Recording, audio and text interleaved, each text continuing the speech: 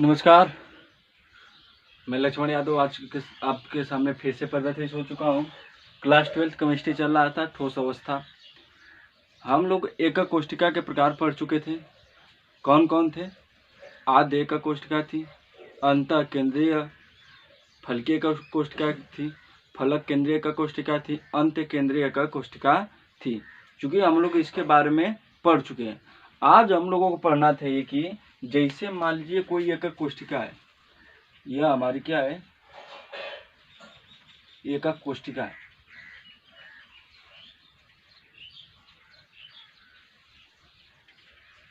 इस एकक कोष्ठिका के जो कोनों पर हमारे कण हैं, यह कण एकक कोष्ठिका के किस हिस्से में है? इधर है कि इधर है कि इधर है, किधर है? मतलब यह एकक कोष्ठिका के जो कोनों पर हमारे कण होते हैं, अवयवी कण होते हैं, यह किधर स्थित है? क्योंकि आपको बता दें, यह जो कण है न तो इधर स्थित होता है, न तो इधर, न तो इधर, न तो इधर। यह सभी में चारों ओर विभाजित होता है, एक और कहीं नहीं होता है। मतलब यह कण जो है अपने चारों ओर क्या होगा, अपने चारों ओर एकक कोष्ठिकाओं में क्या होगा, विभाजित होगा। इधर भी विभाजित होगा, इधर भी विभाजित होगा। मतलब इधर आगे बढ़ाते जाओगे तो एकक कोष्ठिका इस तरह बढ़ती जाएगी ना, एकक कोष्ठिका इस तरह बढ़ती जाएगी कि नहीं? तो वही बात है। मतलब यह एकक कोष्ठिकाएं, यह कण जो एकक कोष्ठिका के चारों ओर सम विभाजित होंगे। भाई अधिक भी हो सकते हैं, इधर भी बढ़ाओगे तो इधर भी विभाजित हो सकते हैं। एक या एक से अधिक अपने चारों ओर क्या होंगे, विभाजित होंगे। तो देखो यहाँ पे लिखा हूँ मैं, दीर्घ क्रिस्टलीय संरचनाओं में, जो दीर्घ क्रिस्टलीय संरचना होती है, जो दीवार होती है ईंटे की तरह, उनकी जैसी संरचना जो होती है, प्रत्येक एकक कोष्ठिका जो एक ईंट होता है, एक ईंट होता है, उसे एकक कोष्ठिका कहते हैं। प्रत्येक एकक कोष्ठिका के जो अवयवी कण अपने चारों, जो अवयवी कण है कोनों पर, अपने चारों उपस्थित अन्य एकक कोष्ठिकाओं से संबंधित होते हैं। मतलब यह अपने कोनों पर उपस्थित अवयवी कण अपने चारों जो एकक कोष्ठिका होंगी उससे क्या रखेंगे, संबंधित रहेंगे, उससे मिलते जुलते रहेंगे, विभाजित रहेंगे। अर्थात एक अवयवी कण एक या एक से अधिक एकक कोष्ठिकाओं में समविभाजित होंगे। मतलब एक या जो अवयवी कण एक या एक से अधिक क्या होंगे, समविभाजित होंगे, अपने एकक कोष्ठिकाओं में बटे होंगे। जैसे में देखो, कोई मैं एक क्रिस्टल जालक बनाया हूँ, क्रिस्टल जालक की यह संरचना है, इसमें एक अवयवी कण है, यह क्या है, अवयवी कण है। अब इस अवयवी कण के देख रहे हो चारों ओर यह कितने हिस्सों में बटा है, 1 2 3 4 6 7 8 सॉरी 4 5 6 7 8, यह कितने हिस्सों में बटा है, 8। यह कहाँ स्थित है, कोनों पर। अवयवी कण के कहाँ स्थित है, कोनों पर। जो एकक कोष्ठिका है, इस एकक कोष्ठिका के कहाँ स्थित है भैया, कोनों पर उपस्थित है। अगर यह कोनों पर उपस्थित होगा तो इसके चारों ओर कितने एकक कोष्ठिका पाए जाएंगे, 8। 4 ऊपर पाए जाएंगे, 4 नीचे। देखो 1 5 6 7, 4 नीचे है और 1 2 3 4 ऊपर, क्या है, ऊपर है। तो हम कह सकते हैं जो एकक कोष्ठिका है यदि अपने कोनों पर स्थित होगी, यदि कहाँ स्थित हो, एकक कोष्ठिकाओं के या क्रिस्टल जाले के कोनों पर स्थित होगी, तो अपने चारों ओर कितने एकक कोष्ठिकाओं में विभाजित होंगे, 8। कितने एकक कोष्ठिकाओं में विभाजित होंगे, 8। तो यह हम कह सकते हैं कि यह कितने इसमें भाग हो सकते हैं, 1/8 भाग हो सकते हैं। मतलब इस कण के चारों ओर कितने भाग हो सकते हैं, 1/8। मतलब 8 एकक कोष्ठिकाओं से घिरी है, इसलिए इसको कहेंगे कितने भागों से विभाजित है, 1/8। मतलब यह कण जो है सभी में ना होंगे, 1 में भी होगा, 2 में भी होगा, 3 में भी होगा, 4 में भी होगा, 5 में भी होगा, 6 में भी होगा, 7 में भी होगा, 8, यह चारों ओर सभी में होगा।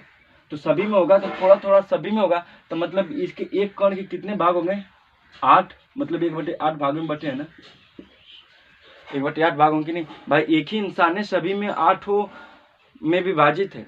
जैसे मैं एक ही 8 रूम में मैं अकेला हूँ, तो मैं सभी में ऐसा फिट करूँ कि मैं सभी में घूमता रहूँ भाई, सभी में क्या होता रहूँ, विभाजित रहूँ। तो मैं कह सकता हूँ कि एक कमरा है 8 भाग, मतलब हमारा क्या 1/8 भागों में घूम रहा। तो यह कण जो है 1/8 भागों से क्या है, घिरा है।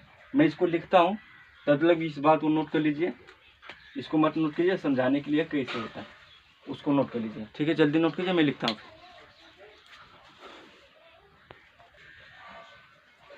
ठीक है, मैं लिख दिया हूँ, देख लो क्या है कि एकक कोष्ठकाएं, कोष्ठकाओं के कोनों पर उपस्थित कण, जो यह कोनों पर क्या है उपस्थित कण है, यहाँ पर भी मान लो कोना पर उपस्थित हो सकता है, या गोला, गोला भी गेंद की तरह जो गोल होता है उसको भी उपस्थित कर सकते हैं। तो 8 एकक कोष्ठकाओं द्वारा, 8 एकक कोष्ठकाओं, 1 2 3 4 5 6 7, तो 8 एकक कोष्ठकाओं द्वारा क्या हो रहा है विभाजित हो रहे हैं। देखो 8 एकक कोष्ठकाओं द्वारा क्या हो रहा है विभाजित होते हैं। अतः प्रत्येक एकक कोष्ठका में इसके 1/8वां भाग क्या होगा संबंधित होगा। तो इसका जो 1/8वां भाग होगा इसके प्रत्येक एकक कोष्ठकाओं में क्या होगा संबंधित होगा, सभी में क्या हो रहेगा मिलेगा। जिससे में यही था हमारे जैसे एकक कोष्ठका है,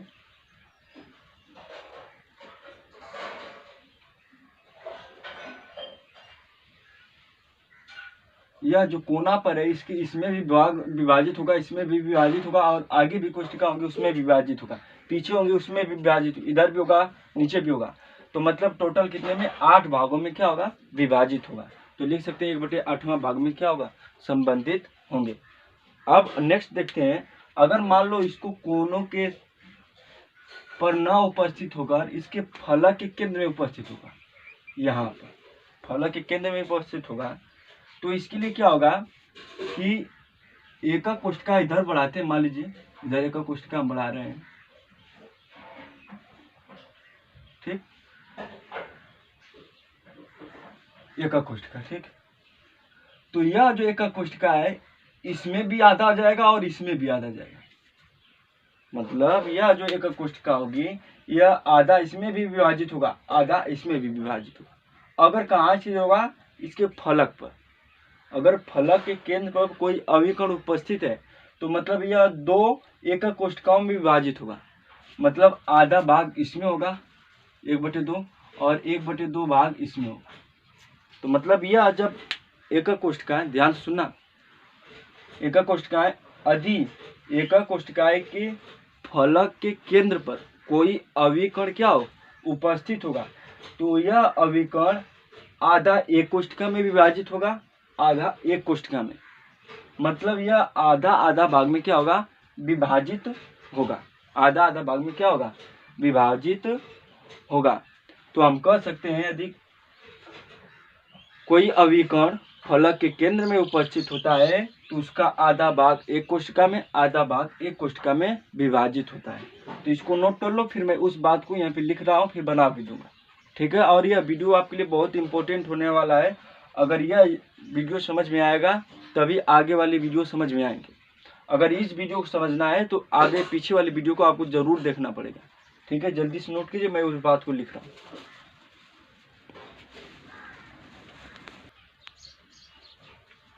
ठीक है, अब नेक्स्ट हेडिंग जो है, नेक्स्ट पॉइंट क्या है देख लीजिए, जो अविकर्णों की संख्या पर है। यदि अविकर्ण फलक के केंद्र पर उपस्थित हो गए तो यह एकक कोष्ठकाओं के दोनों ओर सम विभाजित होगा, आधा इधर विभाजित होगा आधा इधर। यदि यह एकक कोशिकाएं के फलक के केंद्र में उपस्थित होता है तब लिखा हो, देख लीजिए, एकक कोशिकाओं के फलक के केंद्र पर उपस्थित, फलक के केंद्र पर उपस्थित प्रत्येक अविकर्ण या गोला 2 एकक कोशिका 1 और 2, फिर यहाँ उपस्थित होगा तो फिर एक कोशिका इधर एक कोशिका 2 हो जाएंगे। 2 एकक कोशिकाओं द्वारा क्या होता है विभाजित होता है, 2 एकक कोशिकाओं में क्या होगा विभाजित होता है। अतः प्रत्येक एकक कोशिका में केवल 1/2वां भाग उपस्थित होता है, प्रत्येक कोशिका में 1/2 भाग क्या होगा उपस्थित होगा। आगे देखते हैं, यदि मान लीजिए यह हमारी क्या है एकक कोशिका है, क्या है एकक कोशिका है। यदि जो अविकर्ण है एकक कोशिका के केंद्र में उपस्थित होगा, एकक कोशिका के केंद्र, फलक के केंद्र में नहीं सिर्फ केंद्र में, नोट करने वाली बात है कि यदि एकक कोशिकाएं के केंद्र में उपस्थित होगा तो यह अविकर्ण जो है किसी से विभाजित नहीं होगा, किसी में विभाजित नहीं होगा, यह सिर्फ एकक कोशिकाएं के पूरे भाग होगा, क्या होगा पूरे भाग होगा। अर्थात पूरे भाग कितना 1वां भाग, भाई एक ही है, एक ही को एकक कोशिका में एक ही अविकर्ण से क्या हो रहा है, विभाजित हो रहा है। तो मतलब यह पूरे भाग का क्या होगा, पहला भाग हो, पूरे भाग का अविकर्ण होगा, एक कोष्टिका का पूरे भाग का अविकर्ण होगा। तो इसको नोट कर लीजिए, मैं फिर इस बात को लिख दे रहा हूँ, फिर समझा भी दे रहा हूँ, ठीक है, जल्दी नोट कर लीजिए।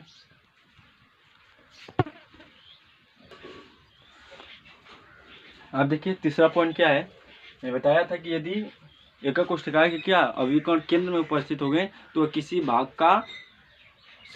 भाग में विभाजित नहीं होगा, वह पूरे भाग का क्या होगा, अकेला ही भाग होगा उसका। तो लिखा हूं मैं, एक कोष्टिकाओं के केंद्र पर उपस्थित अविकर्ण, एक कोष्टिका के केंद्र में उपस्थित अविकर्ण किसी भी अन्य एक कोष्टिकाओं के विभाजित नहीं होता, किसी भी अन्य एक कोष्टिकाओं में विभाजित नहीं होगा, सिर्फ इसी में ही क्या रहेगा, उपस्थित रहेगा। अतः एक कोष्टिका में पूरे भाग का योगदान करता है। मतलब ये जो अविकर्ण है एक कोष्टिका में पूरे भाग का योगदान देता है। उसमें जैसे उसमें थे आधा उसमें दे रहे थे, बड़ा आधा इसमें दे रहे थे, लेकिन इसमें ऐसा नहीं। लेकिन यह एक कोष्टिका केंद्र में होगा तब पूरे भाग के योगदान देगा, अगर फलक में होगा तो आधे आधे भाग के योगदान देगा, ठीक है। तो नोट कर लो। एक और बचा है चौथी पॉइंट, कि यदि मान लो यह एक कोष्टिका है, यह क्या है, एक क्या है, कोष्टिका है। यदि एक कोष्टिका के भुजा पर, एक कोष्टिका क्या है, भुजा पर कोई अविकर्ण उपस्थित होगा, तो यह जो कोई एक अविकर्ण एक कोष्टिका के भुजा पर उपस्थित होगा तो यह अविकर्ण इस एक कोष्टिका के 1/4वें भाग में विभाजित होगा। इसको भी नोट कर लेना कि यदि कोई अविकर्ण जो है, तो मैं कह रहा था कि यदि एक कोष्टिका के भुजा पर कोई अविकर्ण होगी तो वह कितने भाग में विभाजित होगा, 1/4 भाग में क्या होगा, विभाजित होगा। तो इस पॉइंट को भी नोट कर लेना। अब हम लोग पढ़ेंगे जो हमारी एक कोष्टिका में यह अविकर्ण है, यह अविकर्ण प्रभावी कण कितने भागों के लिए है, कितने कणों के लिए प्रभावी कण होते हैं, जो कि वो बातें इंपॉर्टेंट होगी। तो इस बात को नोट कर लेना, इसको भी नोट कर लेना, समझ लेना कि यदि भुजा पर उपस्थित होगा तो 1/4वें भाग में क्या होगा, बटा रहेगा, विभाजित रहेगा। तो क्या क्या पढ़े हम, यदि कोनों पर उपस्थित होगा तो कितने भाग में, 1/8। यदि फलक के केंद्र में होगा तो 1/2। यदि फलक में सिर्फ एक कोष्टिका के केंद्र में होगा तो सिर्फ पूरे भाग का होगा। यदि वह भुजा पर उपस्थित होगा तो वह क्या होगा, उसी का पूरे भाग का, यानी पहला भाग, यानी एक भाग में वह क्या होगा, विभाजित होगा, उसी के लिए, और किसी अन्य भाग के लिए विभाजित नहीं होगा। अब इन्हीं को देखते हैं, एफसीसी, ईसीसी और एससीसी में इसका क्या प्रभावी कण है, कौन कौन से इसके लिए प्रभावी कण है। तो नोट कर लो, फिर इसके बाद देखते हैं इन सभी में, एफसीसी और ईसीसी में जो इम्पोर्टेंट बातें एग्जाम में बहुत बार पूछे गए हैं वो सब बातें नोट कर लो जल्दी से।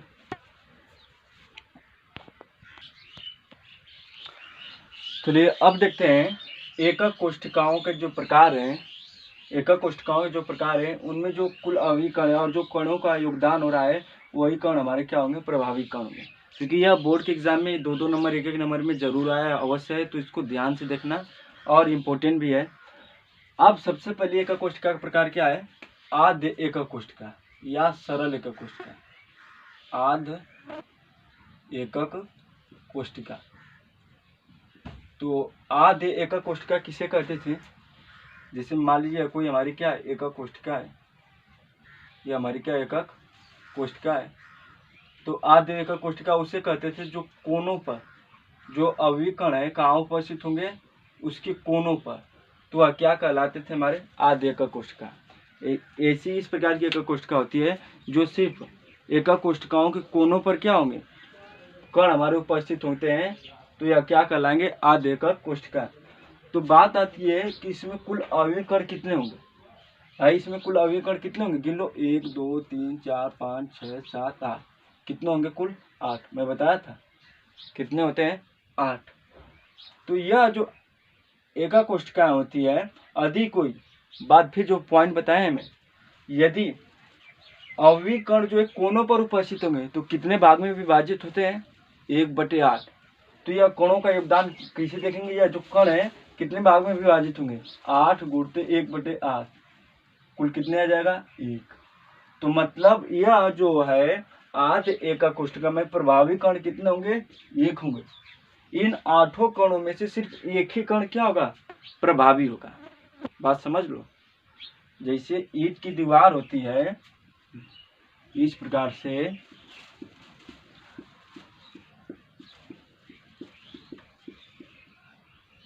तो इस दीवार में सिर्फ एक ही ईंट जो है प्रभावी होगा, एक ही ईंट। मान लो अगर ये बीच वाली ईंट हटा दें तो हो सकता है दिक्कत आ सकती है, इस ईंट को हटा दें तो मतलब इसमें जो है कौन सी ईंट प्रभावी होगा उसको देखना है। तो आध एकक कोशिका में सिर्फ कितने प्रभावी होंगे? एक ही कण।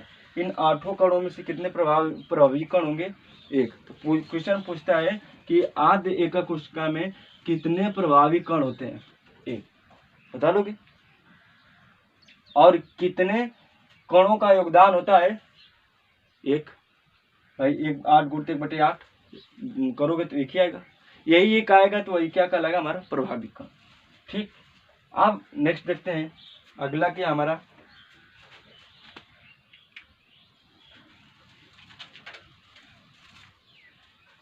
अंतः केंद्रीय फलक, अंतः केंद्रीय फलक एकक कोशिका, एकक कोशिका। ठीक है। तो अंतः केंद्रीय फलक एकक कोशिका क्या होता है उसको हम जानेंगे। देखो मान लीजिए कोई क्या है? एकक कोशिका है। क्या है? एकक कोशिका है। इसके कोनों पे तो हमारे कण क्या उपस्थित तो है ही, लेकिन इसके केंद्र में, यहाँ पर इसके केंद्र में भी क्या हो? अवयवी कण उपस्थित होते हैं। वह क्या कहलाते हैं? अंतः केंद्रीय फलक एकक कोशिका। ठीक है। मतलब कोनों के अतिरिक्त इसके केंद्र में भी अवयवी कण उपस्थित होंगे, वह क्या कहलाएगा? अंतः केंद्रीय एकक कोशिका। तो इसमें कुल अवयवी कणों की संख्या क्या होगी? कोनों पर कितने हैं? कोनों पर कितने हैं? 8। केंद्र में कितने हैं? 1। केंद्र में कितने हैं? 1 अवयवी कण उपस्थित होते हैं। मतलब कोनों पर कितने हो जाएंगे? 8 और केंद्र में कितने होंगे? 1। तो 8 के लिए बताया था मैं कि यदि कोई अवयवी कण कोनों पर उपस्थित होंगे कितने भाग में विभाजित होंगे? 8। तो 8 गुणित 1 कितने हो जाएंगे? 8। तो कितने आ जाएंगे? कितने आ जाएंगे? 1 आ जाएंगे। कितने आ जाएंगे? 1।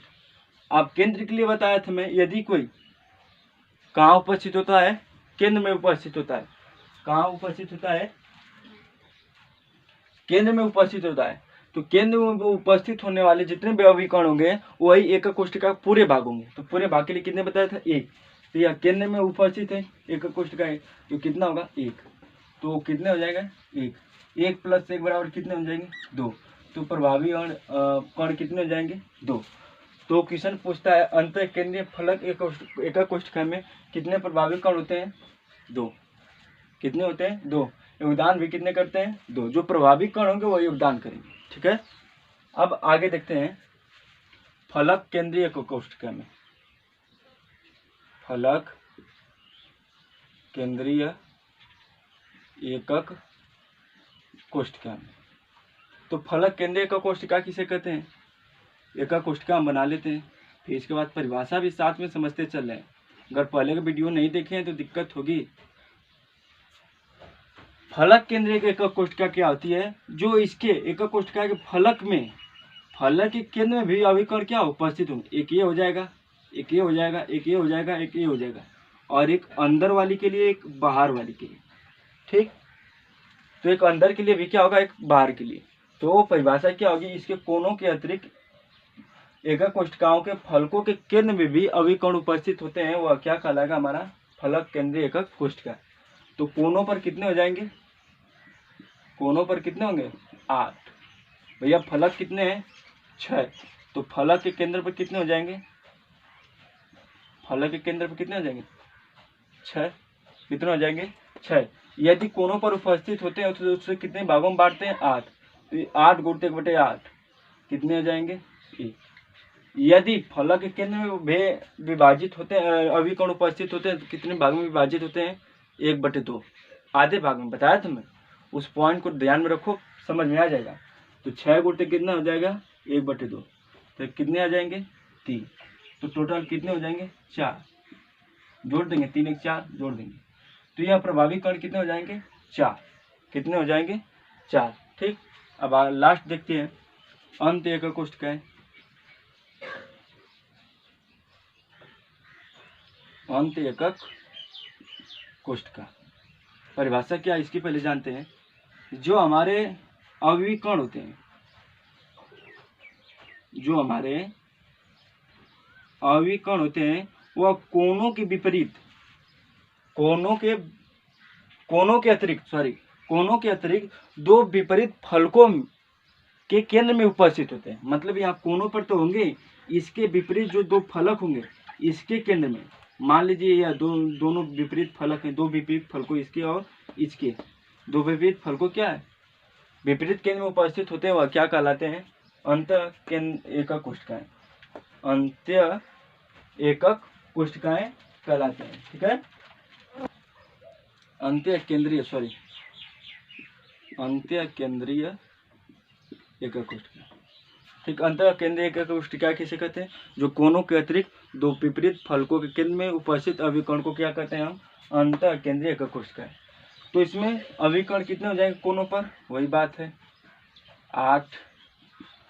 फलक में कितने हो जाएंगे? दो विपरीत फलकों में, विपरीत फलकों के केंद्र में कितने हो जाएंगे? 2। कितने हो जाएंगे? 2। तो यह क्या हो जाएगा? 8 गुणित 1/8 हो जाएगा। यह केंद्र के लिए बताया था मैं, कितना होगा? आधा हो जाएगा, 1/2। यह कितना हो जाएगा? 1 हो जाएगा। यह कितने हो जाएगा? 1। तो कुल कितने हो जाएंगे प्रभावी कण? 2। कितने हो जाएंगे प्रभावी कण? 2। ठीक है, तो यहीं से 2 नंबर के एग्जाम में पूछते हैं कि अंत केंद्रीय एकक कोष्ठका में प्रभावी कण कितने होते हैं, फलक केंद्रीय एकक कोष्ठका में कितने होते हैं, अंत केंद्रीय एकक कोष्ठका में कितने होते हैं, आधे एकक कोष्ठका में कितने होते हैं। यह टॉपिक इम्पोर्टेंट है, अगर आप समझे होंगे तो इसको जैसे मैं लिखता हूँ वैसे आप कॉपी में भी नोट करते जाइएगा। मैं पूरा नोट करके आपको यहाँ बताता हूँ, जैसे नोट लिखाना रहता है, जैसे मैं कोचिंगों में पढ़ाता हूँ ठीक उसी प्रकार से मैं यहाँ बता रहा हूँ। जैसे जब मैं लिख रहा हूँ वैसे से आपको नोट कर लेना, कभी नहीं दिक्कत होगी। यूपी बोर्ड के एग्जाम में 100% का दावा है कि 90+ से कम नहीं आएगा। ठीक है, अगर बातें समझ रहोगे तब।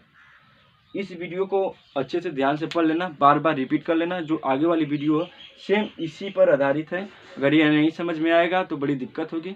इसको समझने के लिए पीछे वाली वीडियो को अवश्य देखना जरूरी है। तो धन्यवाद, नोट कर लो।